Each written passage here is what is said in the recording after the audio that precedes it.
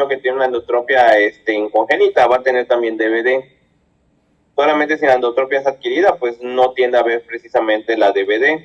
Y la edad de presentación pues es aproximadamente a partir de los 2 años, o sea, pues cuando son los niños cachorritos. En las características clínicas que tiene ese tipo de estrabismo es que es espontánea, es de dos tipos, puede ser espontánea o puede ser latente, depende al final de cuentas de lo que... la espontánea pues al final de cuentas el ojo se va hacia arriba sin que le provoquemos, y la latente nosotros lo vamos a provocar. Ahorita voy a hablar de cuál es la prueba o cómo se realiza. También se encuentra asociada a hiperfunción de oblicuos superiores o inferiores. Es, como comenté, la regla en endotropia no acumulativa y tiene un triple componente. En ese caso el ojito se va hacia arriba, hacia afuera y hacia la exciclotorsión. O sea, básicamente pues gira, se va hacia abajo, gira hacia afuera y hacia arriba. La DVD es más evidente en estado de fatiga, desatención, en sitios donde no hay mucha iluminación, y también disminuye cuando precisamente convergemos o acomodamos los ojitos. La magnitud tiende a haber precisamente una mayor elevación en un ojo con respecto al otro, por lo tanto es asimétrica. Recordemos que a final de cuentas en muchos en varios de los estrabismos, a final de cuentas, tienden a hacer a final de cuentas movimientos pues simétricos. O sea, tienden a tener a final de cuentas la misma magnitud de desviación entre un ojito y otro, pero en la desviación vertical de sociedad no ocurre. Muy bien. Ahora, ¿cómo hacemos el diagnóstico? Como comenté, hay dos tipos de forma, la forma espontánea y la forma latente. En la forma espontánea podemos hacer el diagnóstico solamente con la observación. Si de repente pues presenciamos que al niño se le va un ojo hacia arriba y luego vuelve a bajar, pero el otro ojo no tiene ningún desplazamiento, pues ya está el diagnóstico, porque ningún otro estrabismo menciona el libro del Romero Apis tiene ese movimiento, que literalmente un ojo se va hacia arriba y el otro se queda inmóvil y luego baja. Entonces, pues es el único estrabismo al final de cuentas que hace eso. Y pues ya. Ahora, en la forma latente, nosotros podemos a final de cuentas producir esa desviación. Eso mediante la prueba de oclusión y desoclusión. Nosotros en la oclusión, si vemos a final de cuentas hacia un lado, vamos a ver a final de cuentas el movimiento hacia arriba del ojito ocluido. Y al desocluir vamos a ver a final de cuentas cómo va a descender el ojo. En el otro ojito que no está ocluido, vamos a ver a final de cuentas un nistagmo de oclusión. Y ese nistagmo realmente menciona el Romero que es un signo casi patognomónico a final de cuentas de la DVD. Entonces es muy importante precisamente buscar a final de cuentas es casi patognomónico, no está en todos los casos, pero a final de cuentas, pues, el hecho de que veas que ya tu ojo se va hacia arriba y el otro a final de cuentas está en nistagmo, literalmente es un diagnóstico confirmatorio. Ahora bien, aquí en las imágenes, no tengo a final de cuentas cómo señalar. Bueno, en la imagen A, pues al final de cuentas vemos el ojito. Sí se ve tu flecha, Lalo. ¿Ah, sí se ve? Sí. Ah, bueno, perfecto. Entonces al final de cuentas ahí saca la posición A, ahí saca el morro viendo al frente. Entonces ocluimos un ojito, ese ojito al final de cuentas se va a ir a la hiper. Y aquí podemos ver que al desocluir el ojito está a la hiper y de repente va a ser el movimiento precisamente hacia abajo. El movimiento va a ser hacia adentro, a la enciclo y hacia abajo. Lo contrario que es precisamente de hacia arriba, hacia afuera y al exciclo. Y aquí, por ejemplo, en oclusor translúcido, pues precisamente vamos a poder observar aún mejor este movimiento. Aquí tengo un video. A ver. Ay, pero...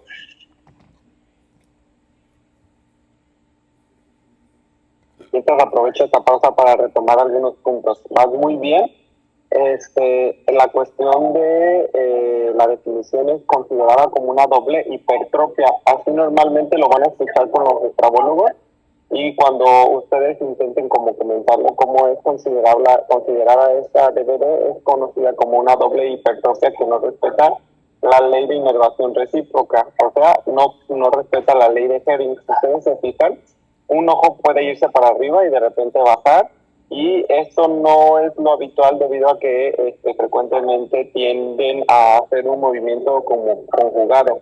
Si uno baja, el otro también, y esto es característico de lo que es por la inervación recíproca. Al igual que en la endotropia congénita, perdóname, en la endotropia congénita, si ustedes recuerdan, hay unas alteraciones en la conexión del sistema nervioso central, principalmente en la sustancia blanca, y aquí una de las hipótesis que más se apoya es la cuestión de que hay afectaciones en la sustancia blanca, sobre todo en los centros de elevación del globo ocular, como es el de Cajal. Entonces, si se ven estos afectados, pueden de manera congénita generarse estas elevaciones, abducciones y explotaciones, que es muy característico a la DBD. El manifiesto es también conocido como el espontáneo, y el latente es lo que ya comentó Lalo. El latente puede descompensarse en un futuro y hacerse como una manifiesta o un espontáneo. Y pues creo que es de lo que ahorita me acordaba muy bien. Bueno, ya vi que no funcionó muy bien mi... Ahí está. Muy bien, vamos a mostrar este videito que la verdad me gustó. Vamos a verlo desde el principio. Aquí a final de cuentas podemos ver a la señorita, le tapan el ojito y podemos ver cómo sube y baja. Y si de hecho, si se dan cuenta, si son muy finos, si lo reiniciamos, cuando en el momento en el que fluyen el ojito derecho, vemos el pequeño nistagmo, si se alcanza a ver cómo se mueve. Es un movimiento muy lento. Y hacemos lo mismo en el otro ojito. Ahí está. O sea, ese es el video que había puesto, pero pues no sé. Y ese igualmente que había puesto en lateral. Ahí vamos a ver si lo encuentro.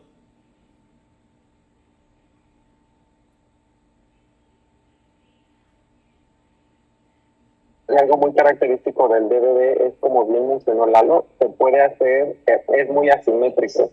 Entonces, un ojo puede estar muy evidente y el otro no tanto. Y aquí está el lateral. Aquí podemos ver cómo ocluyen y el ojito se va hacia arriba y baja. Ahí vemos cómo sube, baja,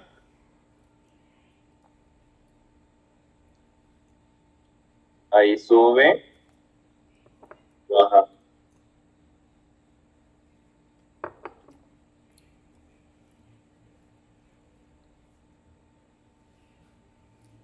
Bueno, no sé si se alcanzó a ver entonces, pues así se veía, ¿verdad?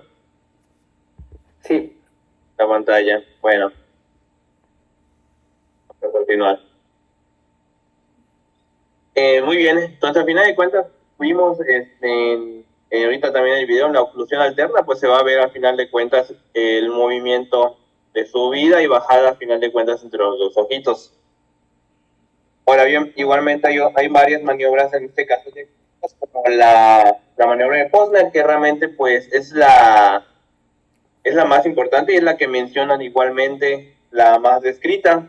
En este caso, en la primera imagen, vamos a ver aquí los dos ojitos en orto.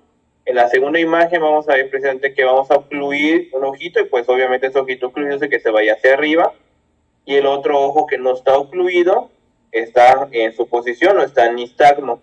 Al momento, en este caso en la maniobra, vamos a utilizar un segundo oclusor y vamos a colocarlo en el ojo no ocluido. Y precisamente en la maniobra lo que había entendido es que básicamente lo hace más o menos como no lo ponen completamente de frente, sino como que a un costadito, para poder observar al final de cuentas de forma lateral precisamente el movimiento de los ojos. De hecho, en el INP recuerdo que nos lo mostró la doctora Barón, que es precisamente, o sea, porque si tú pues le pones completamente los oclusores, lo vas a ver. Entonces se ponen como que a un ladito para que tú puedas observar el movimiento de manera lateral.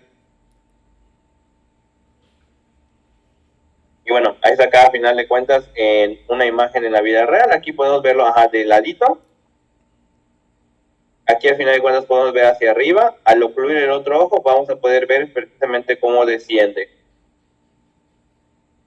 Igualmente en la inclinación de la cabeza. Al inclinar la cabeza, precisamente al inclinar la cabeza se observa un aumento de la hipertrofia hacia el lado contrario. O sea, si el ojito se está desviando precisamente hacia la derecha e inclinamos el ojo a la izquierda, vamos a ver que tiene una mayor hipertrofia. En cambio, en la maniobra de Bielchowski, hay que diferenciar maniobra de Bielchowski y fenómeno de Bielchowski. Son dos cosas diferentes. Entonces, en la maniobra de Bielchowski, cuando veamos la parálisis del cuarto par craneal, vamos a ver que cuando el paciente gira su cabeza precisamente hacia el lado donde está afectado, es cuando hay una mayor hipertrofia. Por eso los pacientes que tienen una parálisis del cuarto tienden a estar precisamente siempre del lado contrario de donde está la lesión. Ahora bien, el fenómeno de Bielchowski es otra, como dije, son dos cosas diferentes, la maniobra y el fenómeno. En este caso, si nosotros ponemos precisamente un filtro de color rojito o un filtro de intensidad progresiva en el ojo no ocluido, pues va a pasar lo mismo. Vamos a ver al final de cuentas cómo va a descender el ojito que está en oclusión. Básicamente es como una maniobra, para mí siento que es como una maniobra de Posner, pero pues, con color. Ahora bien, los diagnósticos diferenciales, en este caso, los pacientes a final de cuentas que hay varios diagnósticos diferenciales. En un paciente que tiene a final de cuentas una hipertrofia no disociada, en la observación, pues al final de cuentas la hipertrofia siempre está presente, siempre vamos a ver al final de cuentas el ojo hacia arriba. En cambio, pues en la desviación vertical disociada, vamos a ver al final de cuentas los ojitos, pueden estar en orto, pueden estar en endo. Al hacer la oclusión y desoclusión, precisamente en la DVD vamos a ver a final de cuentas una hipertrofia y luego cuando desocluimos pues vamos a volver a bajar. En cambio, en una hipertrofia no disociada, al tapar precisamente, al final de cuentas el ojito que no está en hiper, vamos a ver que el ojo que está en hiper va a bajar. Y este ojo y el ojito ocluido por las leyes a final de cuentas de Hering, pues como ese ojito pues está ejerciendo una fuerza adicional para que baje. El ojo ocluido a final de cuentas va a bajar igualmente, pues va a estar en hipo. De hecho aquí pues está más o menos descrito. No encontré una imagen que hubiese sido mucho más sencilla. E igualmente pues no tiene a haber un nistagmo. En la hiperfunción de oblicuos sin DVD, cuando nosotros a final de cuentas ocluimos precisamente uno de los dos ojitos, no vamos a ver que hay un aumento de la hipertrofia. Y al desocluir, pues básicamente no tiende a haber ningún movimiento, entonces pues no pasa nada realmente. Ahora bien, a lo mejor para que se entienda un poquitito mejor, cuando queremos hacer una diferencial con un DVD y una hiperfunción de oblicuos superiores, o incluso si es que existen o coexisten ambas enfermedades, lo que hace referencia el doctor Romero es como llevar el ojo hacia la zona en la que funciona mejor el oblicuo inferior, que en este caso pues es la supra dextroversión, como es en este caso. Entonces, si se fijan aquí, además lo que están intentando hacer es estimular al ojo que está en aducción para ver si de pronto tiene un componente más vertical. Si hay un DVD más una hiperfunción de oblicuos superiores y nos queda la sospecha, ahí cuando nosotros hacemos la oclusión en esta posición de la mirada oblicua, el ojo que está en aducción todavía va a subir un poco más con la oclusión, y entonces aquí podríamos estar seguros de que tenemos un doble fenómeno, o sea, lo de la hiperfunción del oblicuo inferior y un DVD, y esto nos conviene mucho cuando hablemos de la cirugía. Y creo que era lo que iba a comentar, sí, nada más. Sí. De hecho, pues aquí en la imagen, pues es esto. Aquí precisamente en la imagen, al momento a final de cuentas de ocluir, si hay una DVD presente, precisamente va a haber un aumento a la hiper, y al momento de ocluir, pues vamos a ver que va a volver a su posición original. Y en la siguiente imagen, pues a final de cuentas es otra vez una maniobra de Posner en una hiperfunción con DVD. Vamos a ocluir un ojito, se va a ir hacia la hiper, desocluimos, regresa a posición normal, mantenemos ocluido, se va a ir a la hiper y ocluimos el otro ojito y los dos regresan a su posición normal. Esa es una tablita que maneja el Romero Apis, que la verdad pues se me hace bastante, pues ahí lo resume, a final de cuentas nomás de una manera sencilla el cómo podemos diferenciar. Pues de hecho les voy a mandar la presentación, así que pues ahí está. Ahora bien, ¿cómo medimos a final de cuentas qué tanto se desvía? En este caso se puede utilizar la maniobra del prisma y la oclusión, pero a final de cuentas algo que tiene la DVD, de hecho creo que lo puse, es acá. Algo que tiene la DVD es que la magnitud de la desviación puede variar entre uno, como dije, es asimétrica, varía entre un ojo y el otro, y además puede variar en cualquier momento del día, en las mismas situaciones o en diferente día. O sea, realmente no es una desviación que podamos decir, tiene 40 dioptrías y es 40 dioptrías. Puede ser que en la mañana te dio 40 dioptrías, en la tarde te dio 30 y al día siguiente te dio 50 o 60 dioptrías. No es algo a final de cuentas, pues realmente en que podamos definir como un valor fijo. Lo que podemos hacer es como que una precisión objetiva o subjetiva realmente, y pues depende del número de cruces de desviaciones que podemos a final de cuentas decir que es de 5 hasta 40 dioptrías. Por ejemplo, en la técnica de prisma y oclusión, aquí a final de cuentas, ¿qué es lo que vamos a hacer? Vamos a, primeramente vamos a poner a final de cuentas el oclusor, vamos a colocar el prisma. En el momento a final de cuentas en que ocluimos, por ejemplo, el otro ojito, vamos a ver a final de cuentas si hay una desviación, un descenso del ojito. Si vemos a final de cuentas que hay todavía un descenso del ojito, entonces significa que no hemos neutralizado por completo la hipertropia.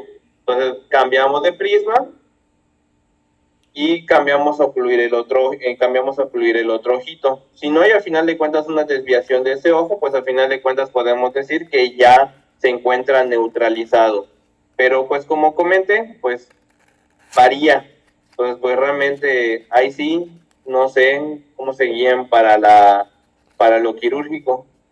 Es mucho de que si está manifiesto o está latente y justo como dice, el DVD no tiene palabra de honor y ya me pasó una vez que estando con la doctora Montaña allá en Mérida, me tocó valorar un paciente y dije, este tiene un DVD, pero así muy evidente.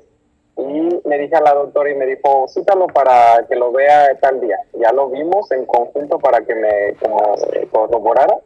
Y en ese momento no lo podíamos estimular para corroborar el DVD.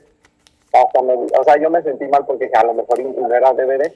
Y ya la doctora después me explicó que son muy asimétricos y son como en cuestiones de que tengamos la percepción en ese momento de la distracción o que esté el paciente como muy cansado, pudiéramos a generar que se estimule. Entonces, ella dice que sí se puede llegar a considerar como que varíe mucho. Entonces, algunos autores lo gradúan en cruces, 1, 2, 3, 4 cruces, pero realmente si ustedes consideran o ven un componente vertical, pues ya hay que considerar que es un DVD que con el tiempo se puede descompensar y decirle siempre a los familiares de los pacientes o a los pacientes que si con el tiempo se descompensa y solamente tratamos las desviaciones horizontales, podemos requerir de otra cirugía en un futuro hasta 2 o 3.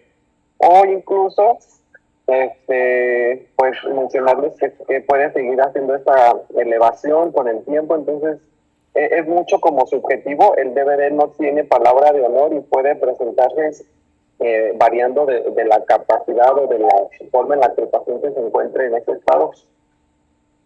Sí, de hecho, es lo que iba a comentar ahorita de la corrección en este caso de lo horizontal. De hecho, se hace con la prueba de Campomanes. En este caso podemos ver aquí al peque, tiene su endo, nosotros lo ocluimos y se vaya hacia arriba. Al corregir a final de cuentas la endo, o sea la desviación horizontal, podemos ver a final de cuentas que incluso sube más. Entonces eso a final de cuentas permite una planeación, pues, comenta que tiene una planeación quirúrgica. Entonces, pues sí, se puede ir, de hecho, como que bueno, ya mi niño ya no está viendo hacia adentro, pero pues veo que su ojo se le va hacia arriba. Entonces, pues, bien, el tratamiento es quirúrgico, o sea, es lo que menciona Romero, yo lo que leí igualmente, o sea, pero pues sí, como dijiste, pues sí está canijo de resolver. Se indica mayormente en DVDs manifiestas o que sí son muy estéticas inaceptablemente y tienden a hacer cirugías bilaterales. Y pues esas cirugías a final de cuentas tienden a limitar la elevación. Una de las técnicas que se utiliza es la retroinserción de rectos superiores. O sea, realmente no me voy a poner a hablar de la técnica porque pues siento que tenemos una clase aparte de técnica. Entonces, pues se utiliza solamente en DVD pura. El monto de retroinserción tiene que ser amplio y simétrico. El resultado supone que es bueno y es frecuente que pierda efecto con el paso del tiempo. Y uno de los efectos a final de cuentas postoperatorios es la limitación de la elevación y el que más me da atención pues es el síndrome B. En la transposición anterior de oblicuos inferiores es presente cuando hay una hiperfunción precisamente del mismo y a final de cuentas se vuelve un antielevador. El inconveniente a final de cuentas es que también va a tener un síndrome B de gran magnitud y pues la limitación a la elevación. Y el reforzamiento de los rectos inferiores, en este caso, puede a final de cuentas, un inconveniente, puede cambiar precisamente la posición del párpado inferior. Y pues su principal utilidad es como una recuperación en casos residuales. Bueno, eso fue todo de DVD.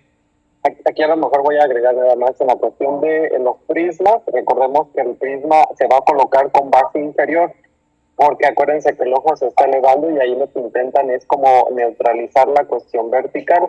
Puede variar mucho con la situación de la aplicación o de la concentración del paciente.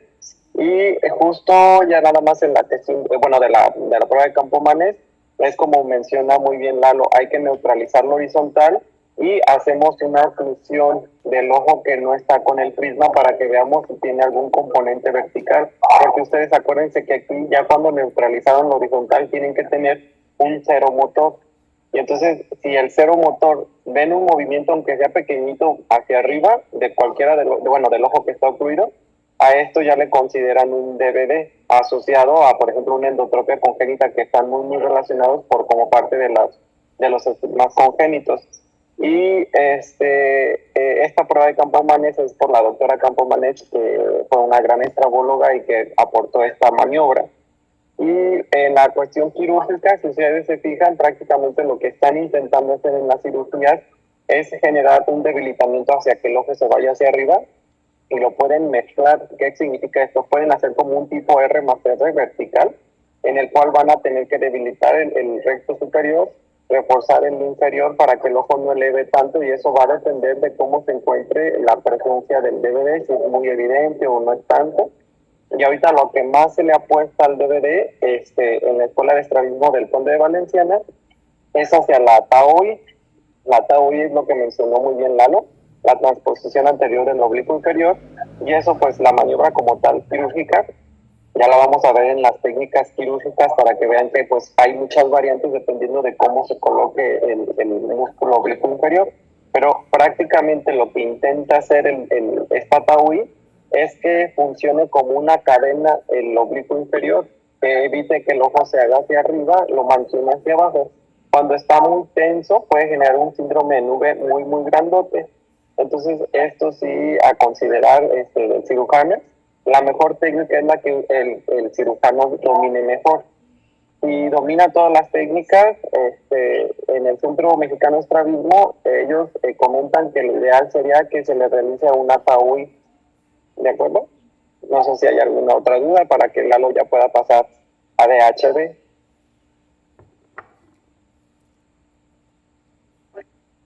Ya se fue Lalo. No, aquí ando. Ah, caray, dices, Daniel Herrera salió. Bueno, vamos a continuar. No, vamos a continuar. Tengo hambre. Muy bien. Entonces vamos a hablar igualmente de la desviación horizontal disociada. En este caso, la desviación puede darse ya sea en endo o en exo, y igualmente tiene variaciones en su magnitud.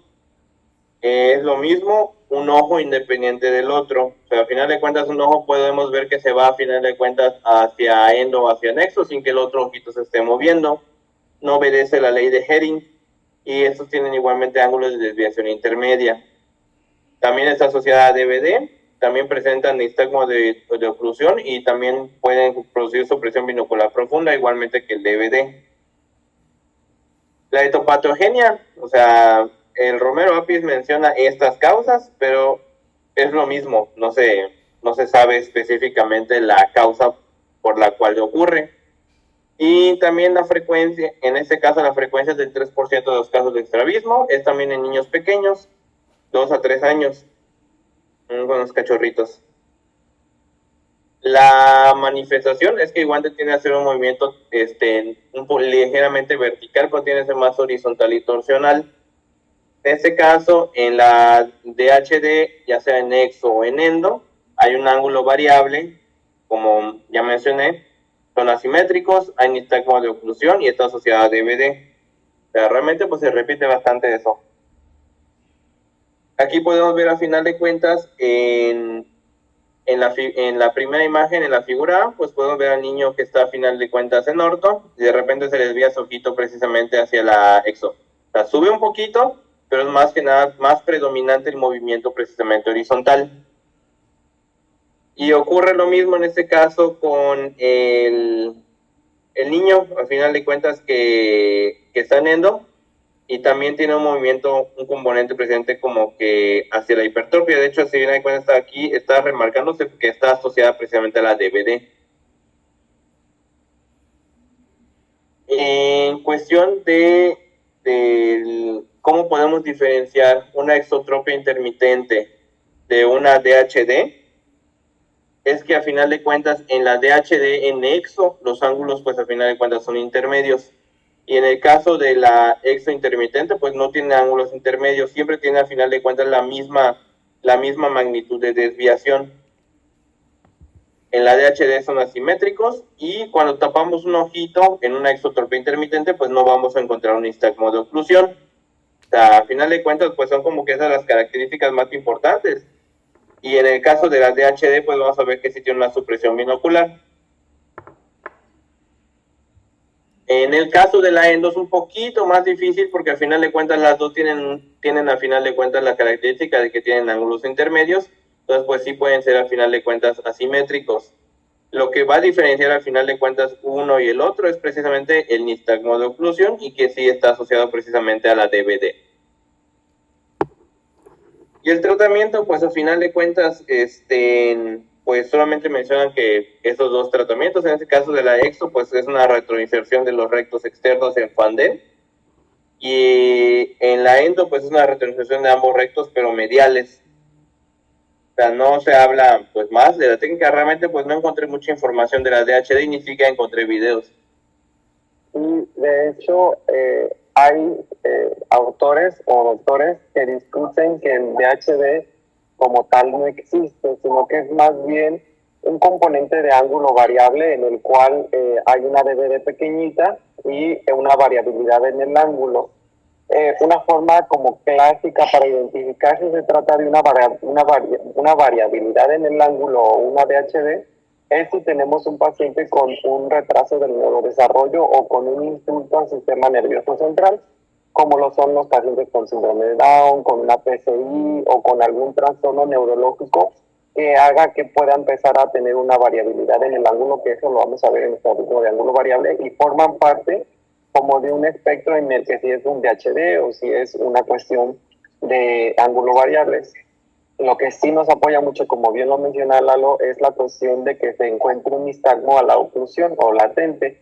Entonces, esto funciona mucho en que si tenemos o no una variabilidad en el ángulo o una DHD, pero lo que va a caracterizar más el DHD sobre la DVD es que, como bien lo mencionó y que lo voy a recalcar, es que haya un componente horizontal mucho mayor a la cuestión de lo vertical, y todo lo demás pues ya se considera prácticamente como lo mismo de DVD. Entonces, aquí en la cuestión de técnica quirúrgica, la intención de estas cirugías es prácticamente con un FADEN, porque es una retromiopexia, que ya lo vamos a ver en cuestión también quirúrgica, pero la retromiopexia lo que intenta hacer es aumentar el arco de contacto para disminuir la variabilidad en el ángulo, pero se ha demostrado que también no tiene como un éxito quirúrgico completamente al 100%. Y el FADEN, cuando se trata de deshacer, es un horror, por lo que me han dicho. Entonces sí sería muy bien que consideren si se trata de una variabilidad en el ángulo de un paciente con insulto neurológico o si se trata de un DHD en el cual sí está más indicado el FADEN. Entonces, no sé si hay alguna duda para contestarla de DVD o de DHD, para Lalo o para mí, quien pueda de los dos contestarlo, para que ya dejemos el tema de estrabismos disociados en paz, para empezar con desviación oblicua. Sí.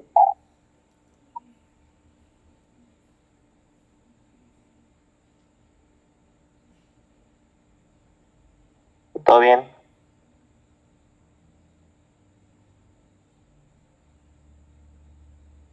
Bueno, pues vamos a continuar entonces con las desviaciones skew u oblicua. En este caso, vamos a igualmente hablar de una desviación vertical, pero no está explicada por parálisis de músculos extraoculares. La hipertrofia puede ser concomitante o incomitante, y esta es más que nada ocasionada, pero por una disfunción del sistema vestibular. Ahorita voy a hablar, al final de cuentas, de por qué del sistema vestibular. En la etiología, al final de cuentas, siempre hay un componente del cerebro, o igual del oído. Entonces, siempre hay algún pedo en eso. En este caso, el 52% de los pacientes tienen alguna enfermedad cerebrovascular, algún tumor, que están posopeados al final de cuentas del sistema nervioso central, desorden del cerebelo, desmielinización, o igualmente cuando hay una afectación precisamente del oído. Los factores de riesgo para esta patología, pues, tienden a ser precisamente más que nada cardiometabólicos, por la misma cuestión precisamente de que tiene que ver con algún evento vascular cerebral o afectación al final de cuentas más que nada de lo que voy a hablar más adelante.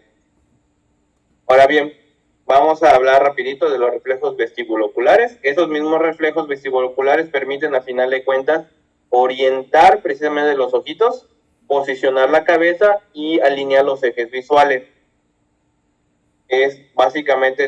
Son básicamente tres dimensiones: el hecho de alinear el eje visual, la posición de la cabeza y la orientación de los ojos. Esa imagen me gustó mucho porque básicamente, con eso voy a poder explicar precisamente todo lo que ocurre. Al final de cuentas, nosotros en el utrículo, pues al final de cuentas tenemos, en el oído tenemos al final de cuentas el utrículo, que se encarga al final de cuentas de permitirnos una adecuada posición de la cabeza.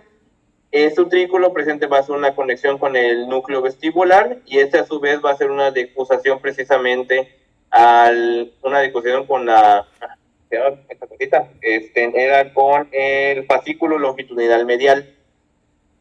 Ese fascículo longitudinal medial, a final de cuentas, va a ser una sinapsis precisamente con el núcleo del tercero y con el núcleo intersticial de Cajal, que son los núcleos más importantes precisamente en la posición, a final de cuentas, y el movimiento ocular.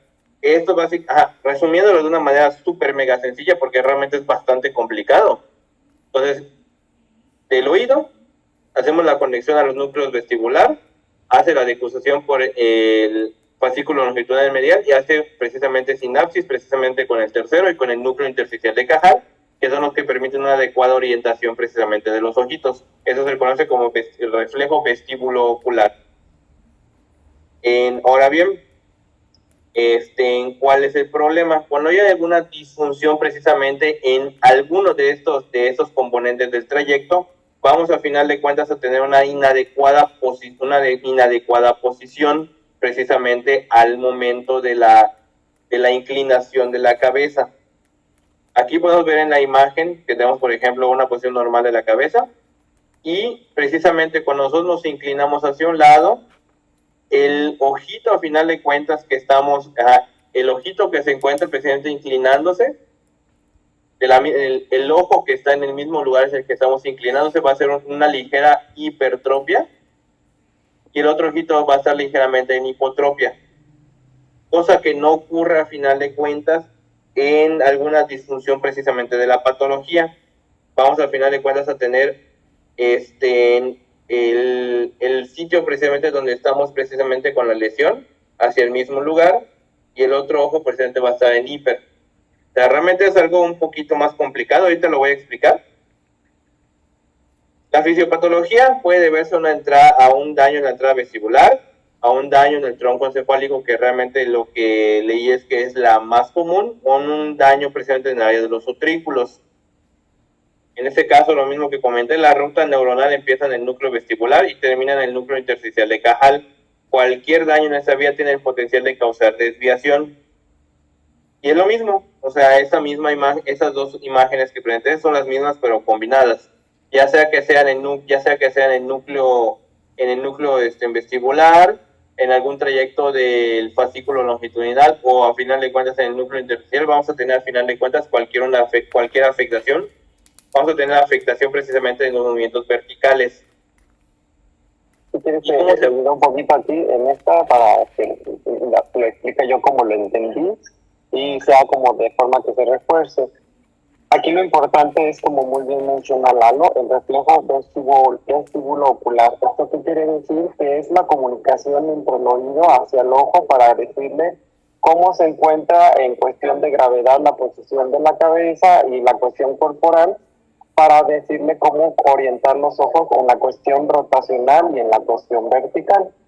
Entonces, muy bien lo que comenta Lalo, estos ventrículos van a tener los tres conductos semicirculares en una forma de Y, que si bien ya sabemos de medicina general, estos tienen pues ciertos componentes anatómicos dentro de su interior para poder con la gravedad indicar o determinar hacia dónde están orientadas las cuestiones del cuerpo, de la cabeza, y en este caso, específicamente con nuestra área de oftalmología, pues la posición de los ojos, para que si nosotros inclinamos la cabeza, estos ojitos se puedan inclinar o se puedan elevar y hacer un poquito hacia abajo. Todo esto tiene que ver mucho con el fascículo longitudinal medial, con el tercer núcleo, con el cuarto núcleo del nervio craneal y el intersticial de Cajal. Son muchos centros neurológicos en los cuales, como bien menciona Lalo, si se afecta desde el oído hacia el bulbo, hacia el mesencéfalo o el tálamo, se puede generar una afección de esta magnitud que se conoce como desviación skew o desviación oblicua o desviación en sesgo. Cuando nosotros inclinamos la cabeza, los dos ojos tienen que mantener la forma en que nuestro mundo se mantenga como derecho. Por lo que bien menciona Lalo, este movimiento vertical se compone prácticamente de que uno haga una hipotropia y una hipertrofia y hagan torsiones.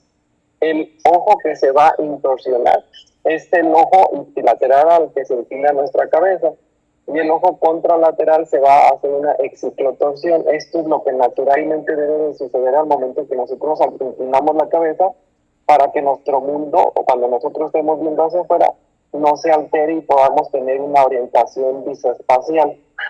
Cuando esto no sucede o hay una afección, vamos a generar este tipo de alteraciones en las cuales el oído no está comunicando a los ojos correctamente y se van a generar estas desviaciones tan aberrantes que pueden ser tanto componentes verticales como torsionales o el conjunto de las dos.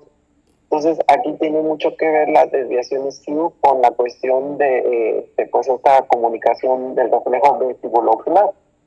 Si ustedes se meten a leer el tema, es mucho más complejo en la cuestión de las interconexiones, y si se decruzan, y que si es ipsilateral, y que dependiendo de la zona se lastima. Pero prácticamente todas estas afecciones son adquiridas.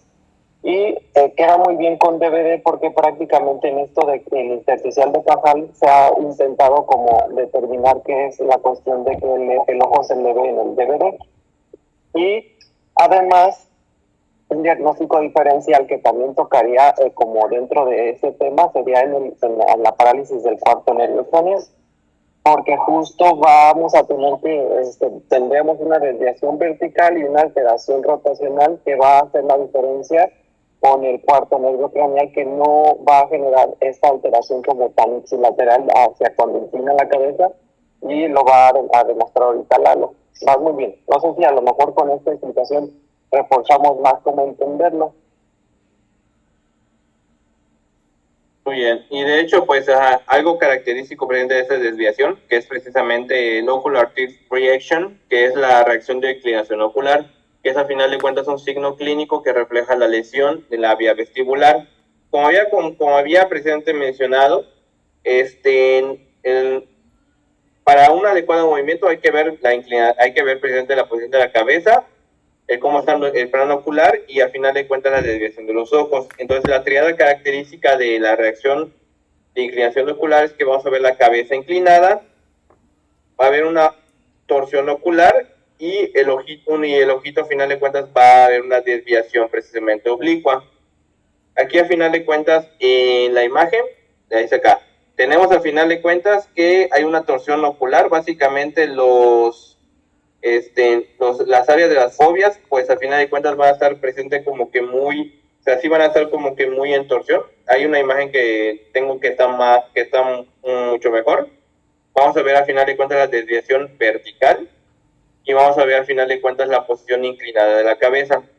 Porque al final de cuentas es para el paciente, esa es su nueva, al haber una afección en la vía vestibular, esa es su nueva naturalidad a final de cuentas. Aquí podemos ver a final de cuentas, es acá el tilt de la cabeza, vemos a final de cuentas la desviación de los ojitos y la torsión ocular a final de cuentas, o sea, para que caigan precisamente en la mácula al mismo lugar, pero podemos ver a final de cuentas que están los dos ojos presentes en ciclo, básicamente en torsión, o sea, están cayendo en el mismo lugar en el área de la mácula, pero pues están todos chuecos. Y pues, chingas. O sea, eso era un videíto. No, esto lo pongo rápido.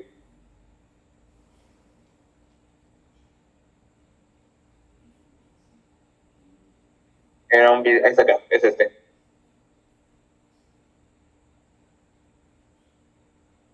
Ahí podemos ver, al final de cuentas, cómo está más o menos cómo hace un movimiento que va precisamente de abajo hacia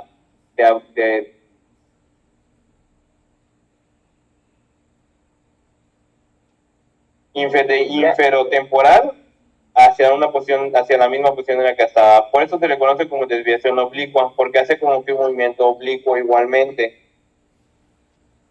Prácticamente se les mueve el mundo a estos pacientes y tienen una diplopia vertical muy severa que no mejora tan fácil como en el caso de los cuartos nervios craneales. Y si se fijan ustedes, aquí no hay como esa doble hipertrofia característica del DBD, sino que más bien uno baja y se mueven de forma torsional también en forma conjugada. Ellos sí respetan la ley de inervación recíproca de Fering, pero en el momento que ustedes están haciendo la valoración de Parks, por ejemplo, con la posición del Bielchowski, no les va a coincidir con la lesión de la sospecha de un cuarto nervio craneal y en muchas ocasiones es como un diagnóstico de exclusión diferencial a cuarto nervio craneal. Porque cuando un paciente les llegue y les diga veo doble vertical, ustedes siempre van a pensar en un cuarto nervio craneal. Pero si ustedes al momento de que exploran ven que no coincide con la clínica de un cuarto nervio craneal, lo que deben de sospechar es un síndrome de Skew.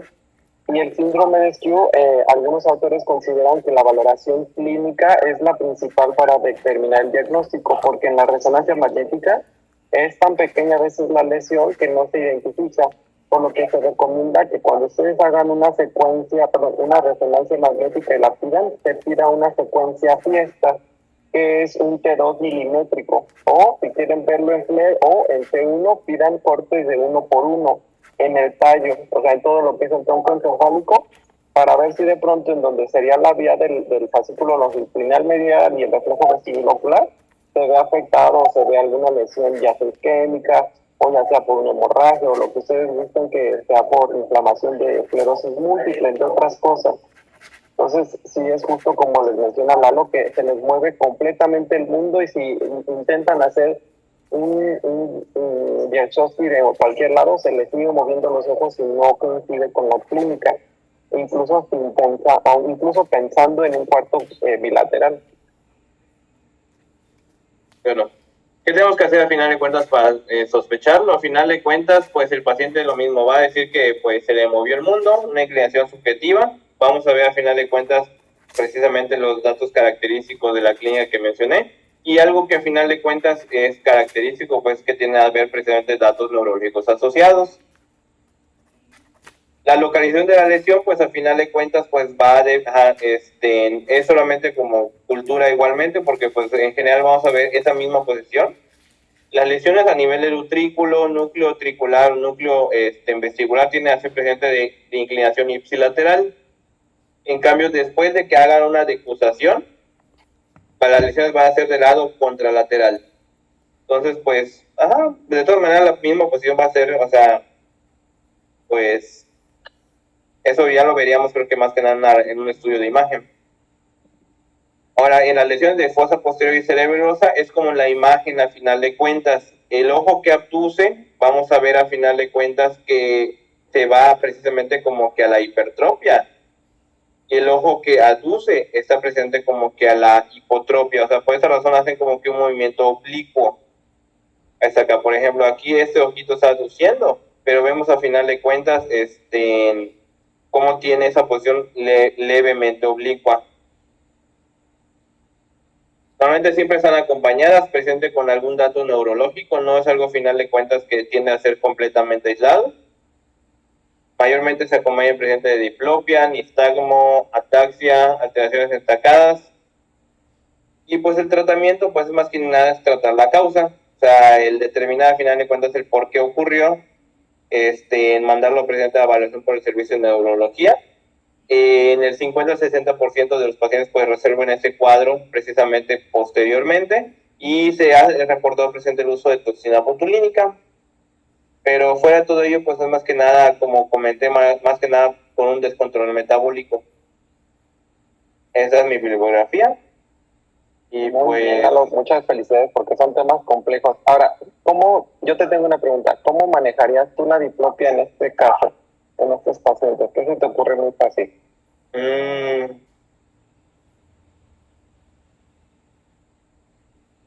La verdad, no sabría decir, no creo que un parche pueda ser la solución, ¿verdad?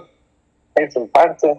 ¿Por qué? Porque la diplopia es porque la mirada está desconjugada, y entonces se les mueve el mundo porque ellos intentan acomodar la cabeza y se les mueve para todos lados en la posición oblicua. Entonces, esa es una diplopia no monocular, es diplopia binocular. Entonces tú le tapas un ojo y le dices, vamos a estar así por un tiempo, y prácticamente se les va a recuperar con la cuestión de la diplopia. Pero pues sí, es como tú dices, o sea, nosotros solamente estamos tapando el sol con un dedo.